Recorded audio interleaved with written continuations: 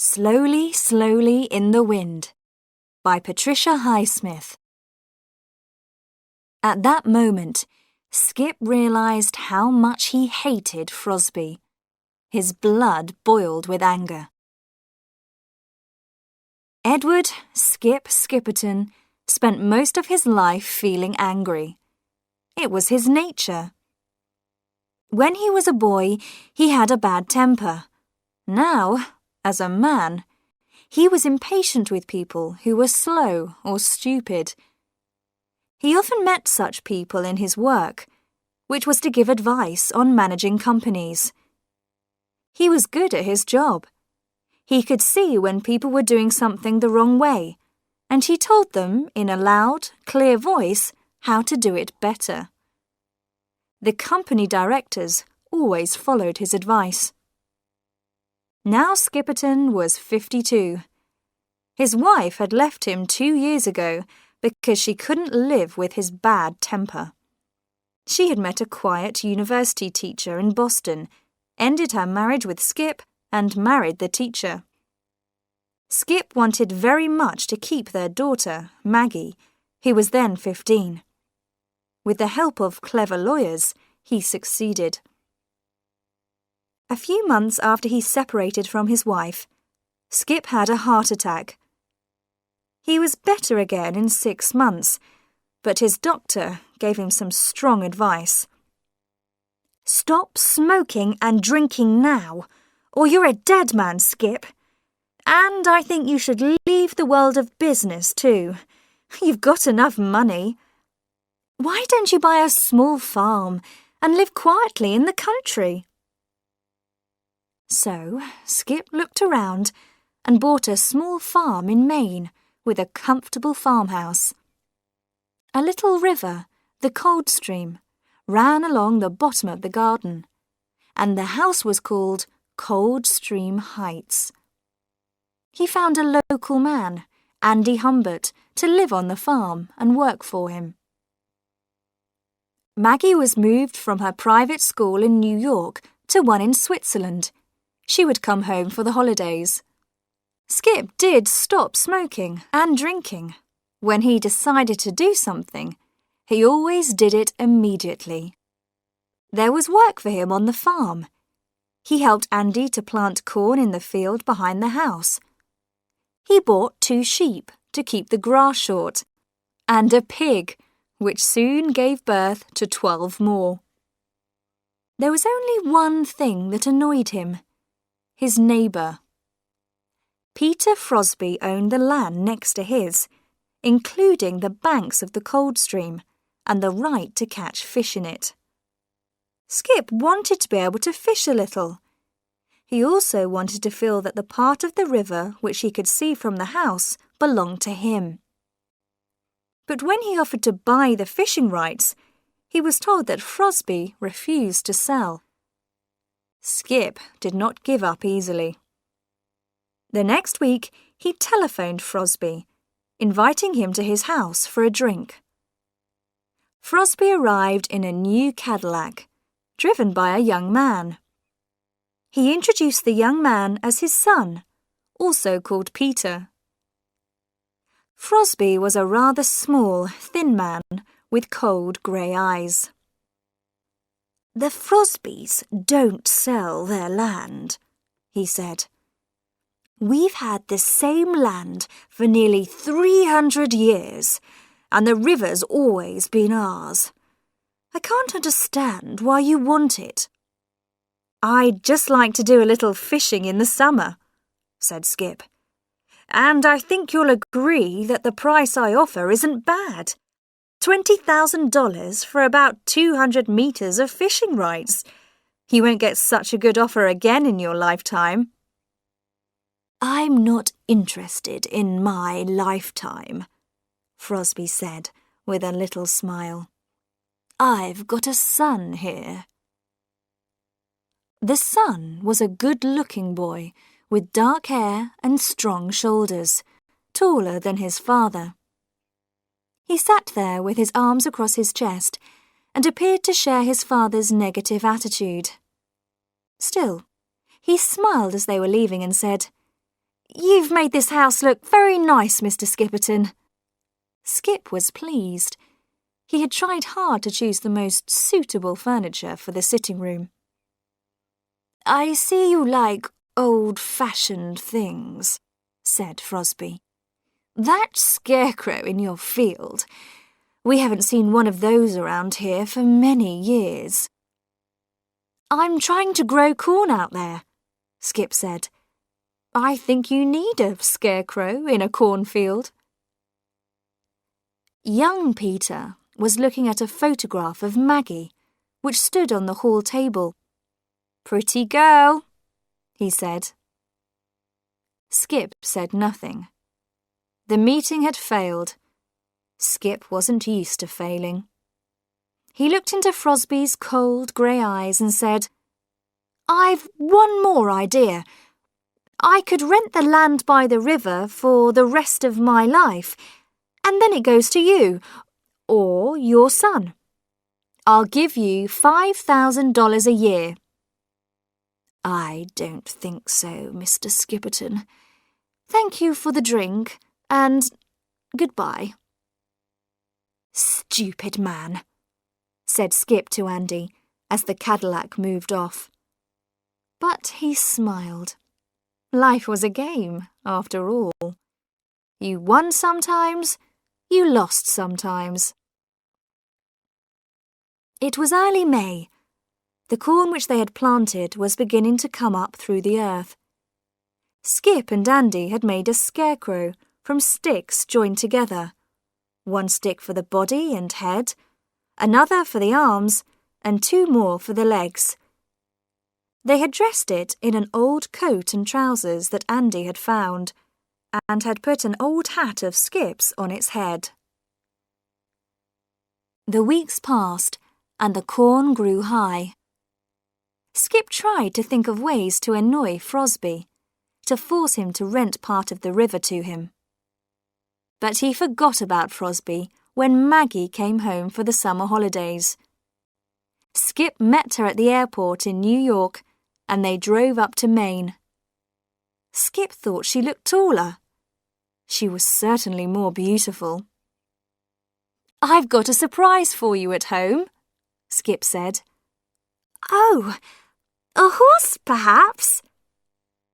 Skip had forgotten she was learning to ride. "No, not a horse." The surprise was a red Toyota.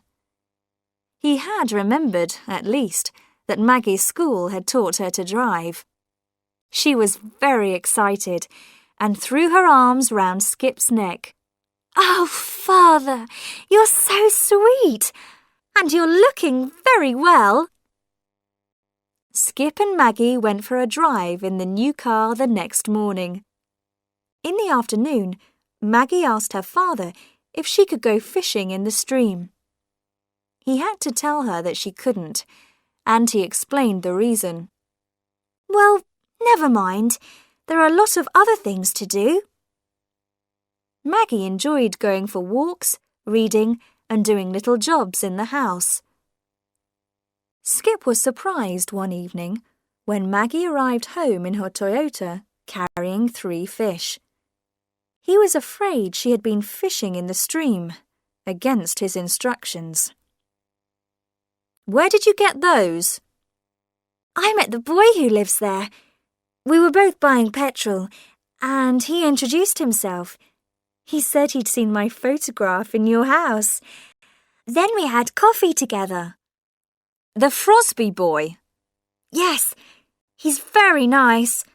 Perhaps it's only the father who's not nice." "Well, Pete said, 'Come and fish with me this afternoon.' So I did. It was fun."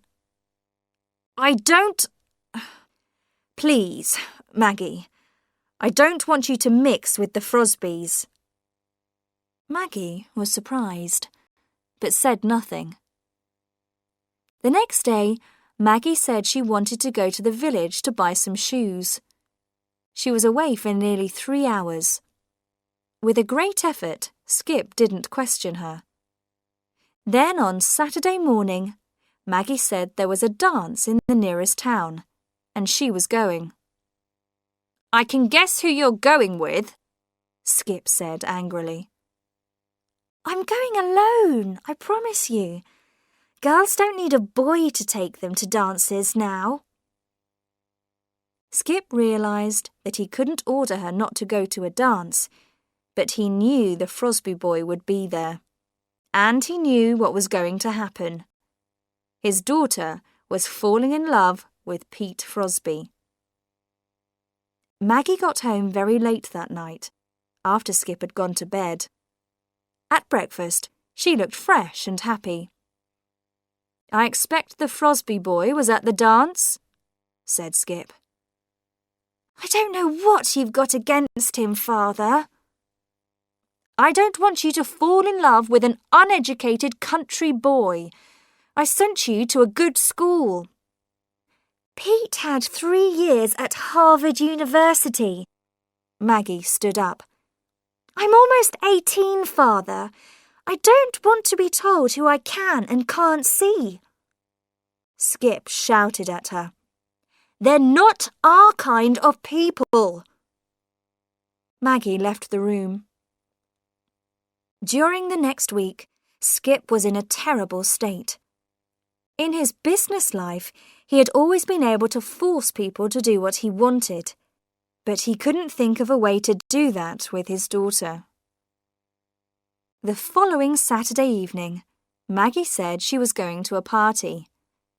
It was at the house of a boy called Wilmers, who she had met at the dance. By Sunday morning, Maggie hadn't come home. Skip telephoned the Wilmers' house. A boy's voice said that Maggie had left the party early. Was she alone? No, she was with Pete Frosby. She left her car here. Skip felt the blood rush to his face.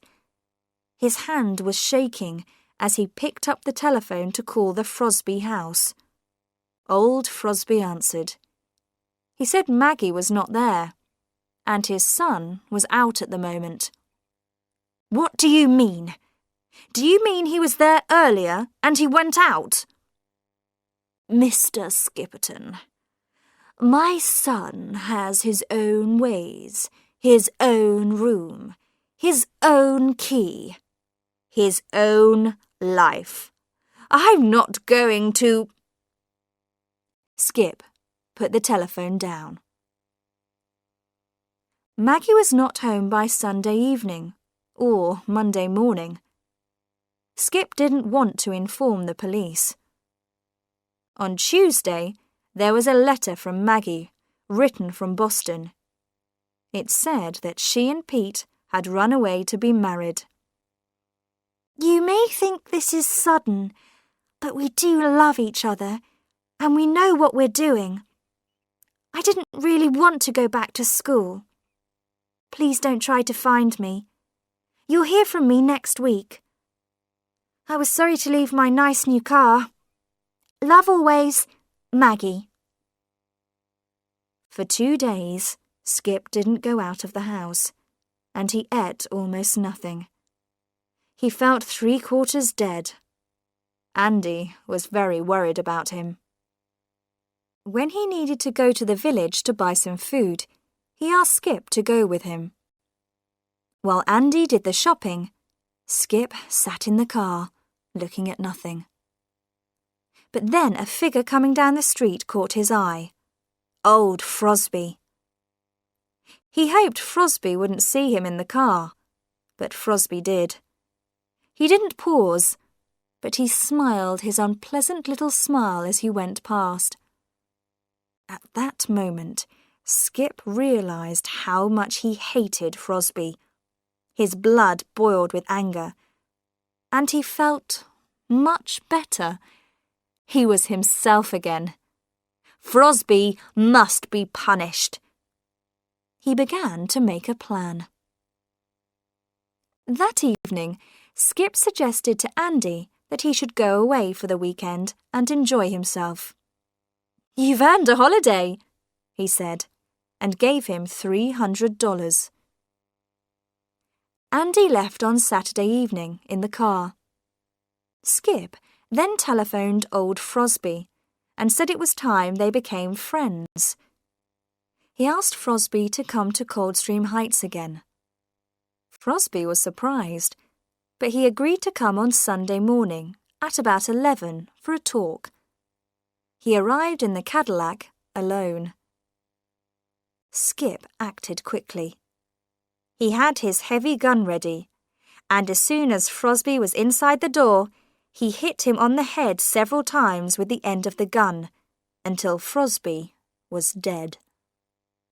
He then took off his clothes and tied an old cloth round the body. He burned Frosby's clothes in the fireplace and hid his watch and rings in a drawer. Then Skip put one arm around Frosby's body and pulled him out of the house and up the field to the scarecrow. The corn had already been cut. He pulled down the old scarecrow and took the clothes off the sticks. He dressed Frosby in the old coat and trousers, tied a small cloth round his face, and pushed the hat onto his head. When he stood the scarecrow up again, it looked almost the same as before. As Skip went back to the house, he turned round many times to admire his work. He had solved the problem of what to do with the body. Next, he buried Frosby's watch and rings under a big plant in the garden. It was now 12:30, and he had to do something with the Cadillac. He drove it to some woods a few kilometres away and left it there, after cleaning off all his fingerprints. He hadn't seen anybody. Soon after he got home, a woman telephoned from Frosby's house, his housekeeper, Skip guessed, to ask if Frosby was with him. He told her that Frosby had left his house at about 12, and he hadn't said where he was going. He said the same thing to the policeman who came to see him in the evening, and to Maggie when she telephoned from Boston. He found it easy to lie about Frosby. Andy arrived back the next morning, Monday. He had already heard the story in the village, and also knew that the police had found Frosby's car not far away in the woods. He didn't ask any questions. In the next week, Skip spent a lot of time watching the scarecrow from his upstairs bedroom window. He thought with pleasure of old Frosby's body there, drying, slowly, slowly in the wind. After 10 days, the policeman came back, with a detective. They looked over Skip's house and land, and they looked at his 2 guns.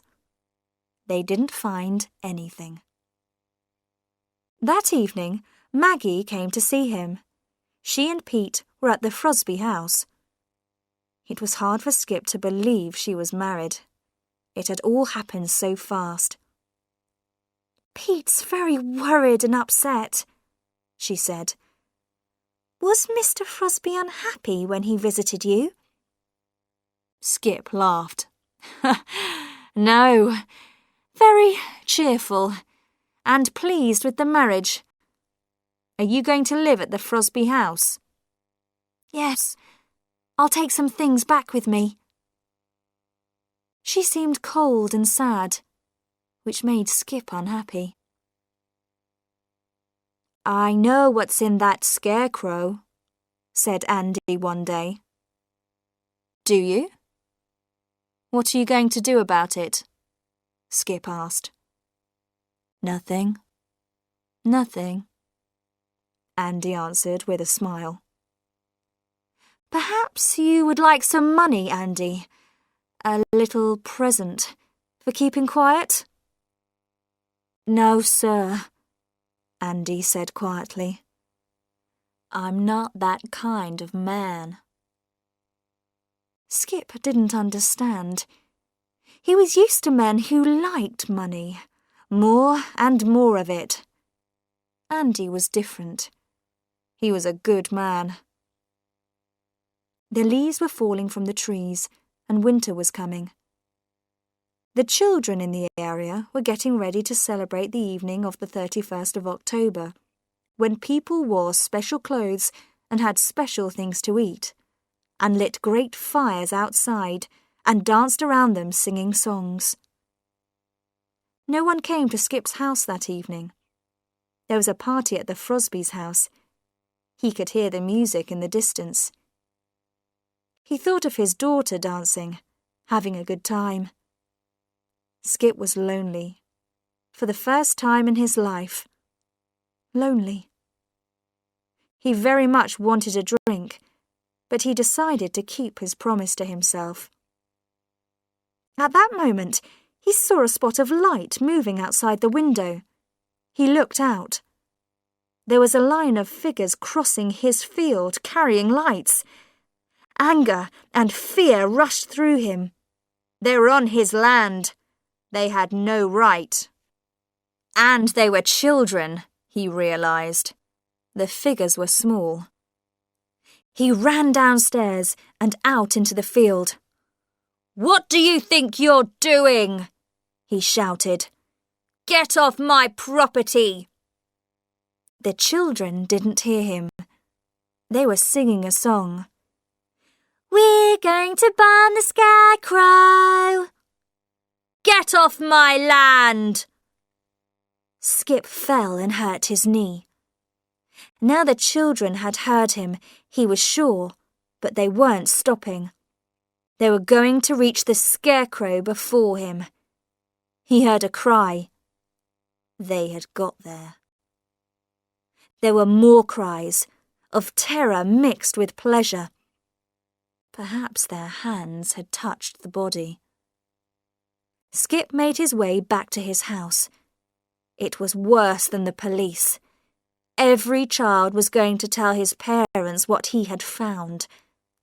Skip knew he had reached the end. He had seen a lot of men in business reach the end.